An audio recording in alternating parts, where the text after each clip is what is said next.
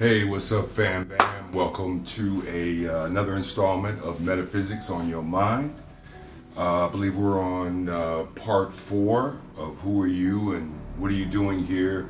The last installment we left off at, we were discussing meditation, and then at the latter part of the installment we had a, little musical meditational type thing. So, curiously, I'm wondering how many people gave it a shot. From what I could tell, it looks like there are people that meditate already, right? It's not their first rodeo with that, but it was interesting to see the responses that I took a look at. We got some verses up here we're going to go over, but here's the thing. I was thinking about this earlier, and the idea of meditation is that there is a benefit to you, of course, and the benefit is not something that you're necessarily going to be able to come back after taking a meditation and report to somebody else exactly what happened in your meditation. It's unique to each of us to a certain degree. There are some common threads. Obviously, when you go into meditation, you're going into the dark, right? You're closing your eyes and you're going within, and you see what you see, or whatever the case is. But the point of it is that you're going within yourself, okay? And I think we could all agree that the old ancient Egyptian maxim of know thyself is important, especially when we're talking about mystical documents that are giving symbols and giving metaphors and allegories and parables.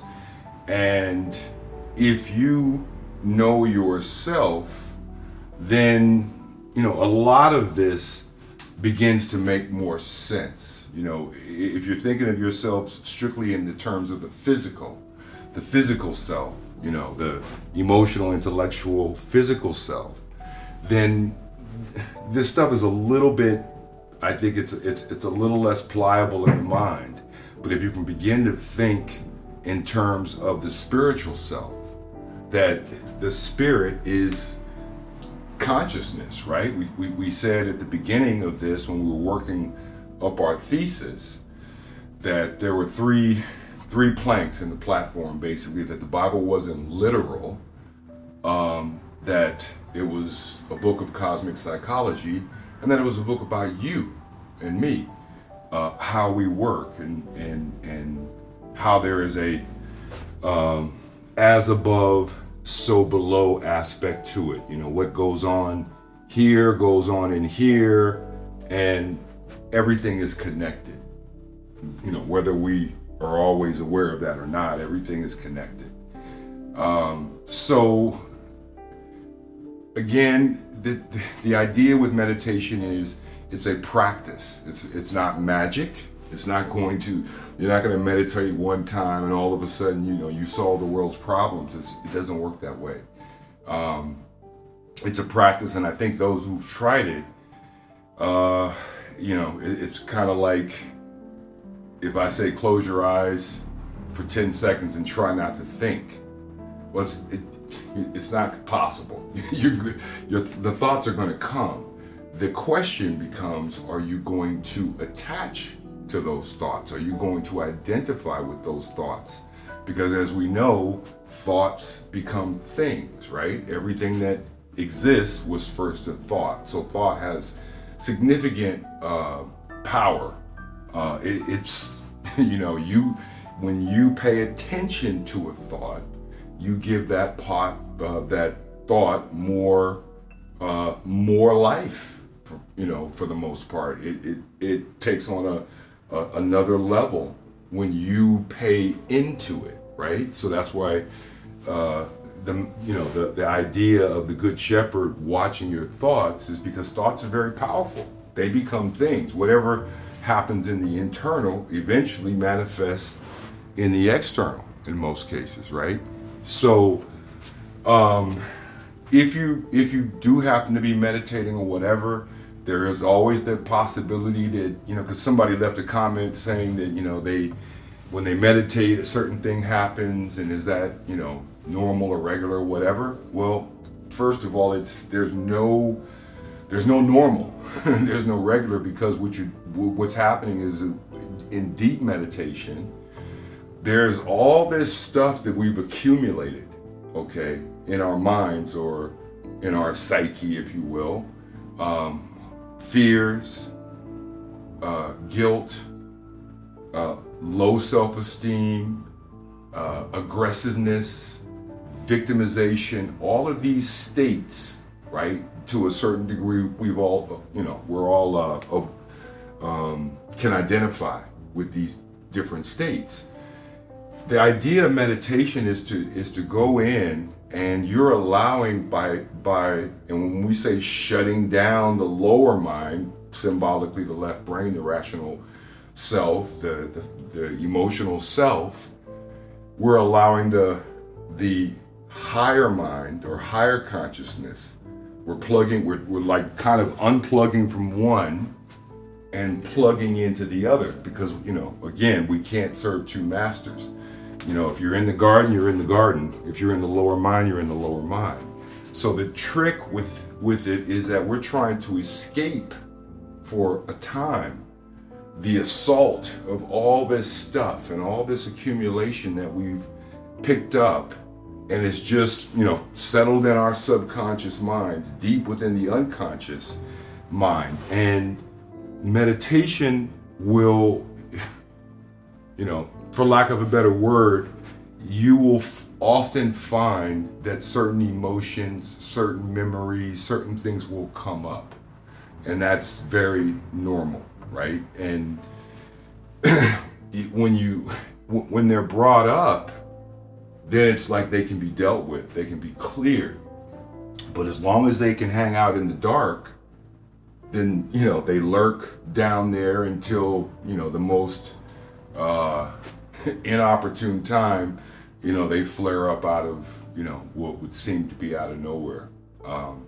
So it's like a cleansing, right? But the difference is you don't do anything. You allow the higher, you allow the God consciousness, the higher consciousness, to do, I guess I could put it in computer terms, to give you a download, okay?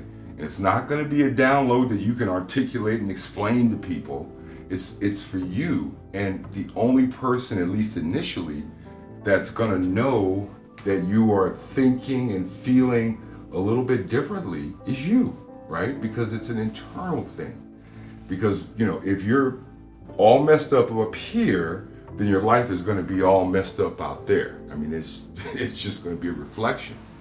But if you realize that the core you isn't actually your thoughts and your emotions, but the physical from through which 99% of the time you perceive the world.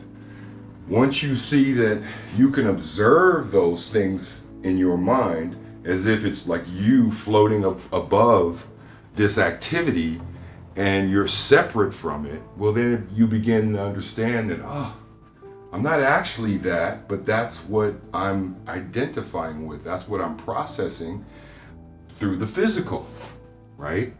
So the spiritual allows you a separation. The meditation allows you a separation. The spiritual you gets to be the observer, and the higher the contact can be made when you plug into that, which is taking no thought, as we talked about it, and watching, not identifying with these thoughts. Then changes can be made to your consciousness. So it's not you doing it, it's you allowing it to be done by being still, being quiet, allowing the mind to quiet. You can never completely shut it off. Cain's gonna come back.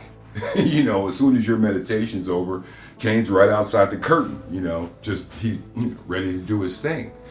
But the idea of meditation is that the things that plague us, the fears, the pain, the trauma, all of these things that could maybe even go back to our adolescence and before, we begin to liberate ourselves from it through, I don't want to say supernatural because it's not. It's just the higher that you allow to activate by you focusing, or actually taking your focus and your attention away from identifying with the emotions and with the thoughts of the mind. So let's go through a couple of these verses.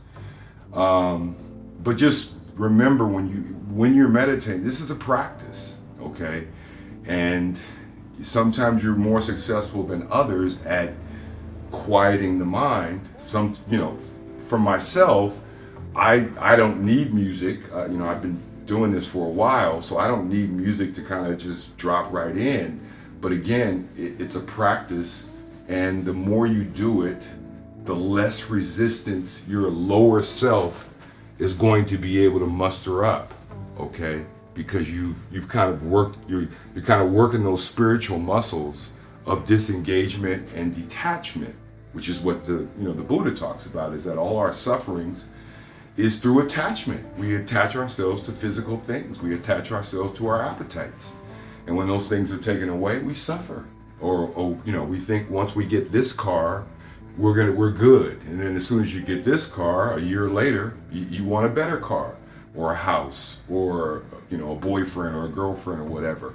It's there's no end to it. So it is that attachment to the physical that is the source of our troubles, but it is also the nature of our existence in the physical for us to gain experience and to learn and to ascend to higher levels of consciousness as we learn. That's what meditation's all about, is helping us in our awakening and our ascension. And everybody's at a different state, right? And those who aren't interested in ascending, so be it. It's all about who chooses. So let's go to a couple of these verses. This is Psalms 119, 97 through 99. So these are, throughout the Bible, there's references directly to meditation and indirectly. Like the previous ones, I think on the episode, part 3, they're a little bit more indirect, where you have to know a little bit more, you have to have a little bit more experience with symbolism to kind of figure out what's what and who's who. Like what's the difference between the spirit and a spirited man?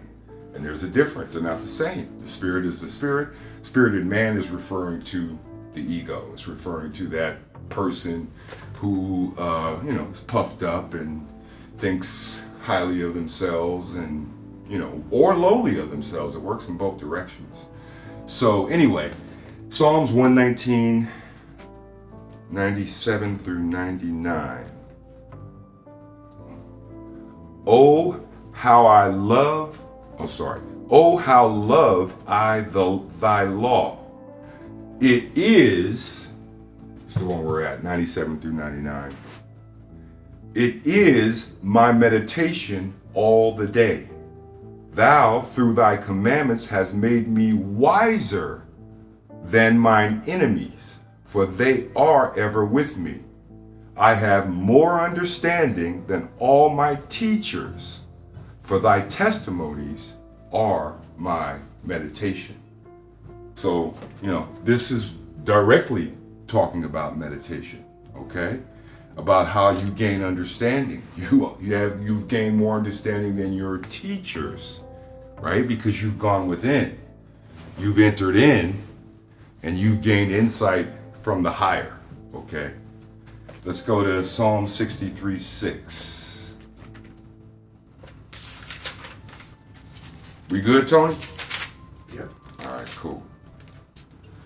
Psalm 63:6. When I remember thee upon my bed and meditate on thee in the night watches. The night watches, okay? Well, we did we had a verse in the prior installment about watching, right? The night watches. Well, when you close your eyes, it's dark. So here's a symbol that is basically saying you're like a night watch person or watchman, and you're keeping watch, and night, when you close your eyes, you go into the dark. Okay? So that's a direct reference that to keep watch in the night, in the darkness. And we remember that when we talk about darkness, we're not just talking about optical darkness, we're talking about spiritual darkness, so we're talking about ignorance. Whereas when we talk about light, we're talking about truth, right? So again, these symbols work on multiple levels. Let's go to Psalms 49:3. 49:3. And all of these Psalms, for those who aren't aware, this is David. You've heard of David, who became King David. There's quite a bit of references to meditation in the Psalms. That's why you see the first four come from that book. Psalms 49:3. My mouth shall speak of wisdom, and the meditation of my heart shall be of understanding. The meditation of my heart. Remember what we said in this bullseye here, diagram. The still point is the center. It's the heart. Your heart is the center of your torso. So remember, the closest of these rings to the still point is feeling. Heart. We think of the heart, we think of feeling, right? We think of emotion. So you're starting again out here, and you're separating as you move in, and the heart, feeling, the still point, that's where you're headed when it speaks about the heart of the matter, right? The center. Let's go to Psalms 104:34. And this is just to show people that may not have been as aware that there's quite a few references to meditation in the Bible. So we're not just talking out of left field when we speak about it. Psalms 104:34. My meditation of him shall be sweet. I will be glad in the Lord. So sweet, what'll happen is the more you do it, what you'll find is that you will come into a state of what the Buddhists call bliss, or at least close to it. And what bliss isn't happy, and it's not sad. It's without either. It is that neutral point. It is that center point. And what you'll find is it is the absence of any kind of a feeling or thinking of lack. You have everything, at least in the meditation. So it can become so good to you. I've had meditations where I sat down thinking I was going to do 20 or 30 minutes, and I've gone over an hour. I didn't even want to come out of meditation, because when you separate from thought, when you separate, like I said, from all the stuff that ails you, the relationships that disappointed you, the people that disappointed you, the system that disappointed you, when you disappointed yourself, the guilt that you feel, the people that you hurt, when you separate from that, you can't quite describe it. It's a state of being at rest. It's probably the best way I can put it. Okay, it's those. As you do it, you'll know what I'm talking about. So it's actually a sweet time of prayer or meditation, because when we get to the next one, we'll kind of elaborate a little bit further on that. Matthew 11:28 through 30, and this will kind of tie into it being sweet. Matthew 11:28 through 30. Okay. So this one, this is Christ. Come unto me, all ye that labor and are heavy laden, and I will give you rest. Take my yoke upon you and learn of me, for I am meek and lowly in heart, and ye shall find rest in your souls. For my yoke is easy and my burden is light. So that's kind of what I was just saying, is that when you sit down and you take no thought and you watch and you're not doing anything, it says my yoke is easy. It actually is easy. The harder part, of course, is disengaging from the thoughts that Cain's gonna send at you, because the lower mind doesn't want to go into meditation. It doesn't want you to separate from it. 10 minutes, 20 minutes, or whatever. So you have to begin to discipline yourself to be able to separate from the lower, because that's not really what it wants you to do, okay? Because then it gets taken out of the action. So the struggle is actually with yourself. It's like the struggle is with Cain, for you to escape back into the garden for 15 or 20 minutes into the higher. But you can do it, it's there and it's available to you. And it says, my burden is light. Well, it's not just light that, the burden is light. The burden is actually light. We talked about the pineal gland. We talked about the third eye. The light of the body is the eye. That light, that inner light of the body, that's what it's saying. My burden is light. It's literally light, as well as the fact that it's light. It's not heavy. It's just that we have to learn to sit within ourselves and not do anything, which is what we're not used to doing. We're used to always thinking and figuring and brooding or whatever. So it's a practice that, just like anything else, the more you do it, the more facility you will have with it. Let's go to 1 Corinthians 15:31. And this would be, again, the Apostle Paul. So 15:31.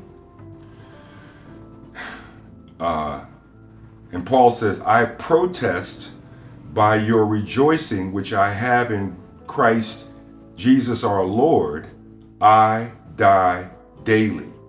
Now that's the part of that verse that I would focus on.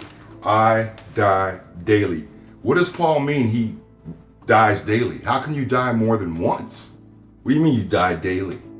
Well, that's it. That's showing you that we're speaking in symbols, and we're speaking in metaphor and allegory and parable, because you can't die daily. But what Paul's referring to is that when you separate from the thoughts of the mind, when you symbolically sacrifice the physical, you're killing off the physical. Not really, but symbolically, by detaching from that which you think you are, your thoughts and your emotions. So when you quote unquote sacrifice or kill off the physical for 15, 20 minutes or whatever, that's basically saying, Paul is saying, hey, I meditate every day. I die daily. It's a practice, right? So that ego, the Cain or whatever, you can't kill it off. You'd have to kill yourself. So it's gonna be there. But what happens is the meditation will allow you to not be as, controlled and led by the lower. The things that plagued you, the guilt, the fear, the insecurity will have less power over you. Not that it'll be, they're never all wiped out, but they will have less power over you the more that you meditate. You will begin to see it for what it is, thoughts of the mind and emotion, in many cases illusion. But you have to understand that what you're doing is just symbolically dying, not really. And that allows the lower basically to kind of amp down so that the higher can make contact with you, right? And it can interact with your consciousness, and a lot of this stuff that plagues us can be cleansed. Anyway, that's it for this particular installment. I want to thank everybody that once again that's viewing all these videos and keeping up with us and checking these out. Whether hopefully you're getting something out of it one way or the other. But we really appreciate those who are supporting and showing interest. And we will see you. Oh, also I wanted to comment and just say that the meditational music video, I think Tony did a great job with that. He put together all the music and the video and all that stuff, and I just think he did a great job with it. So I just wanted to give him a shout out. All right. Once again, thank you.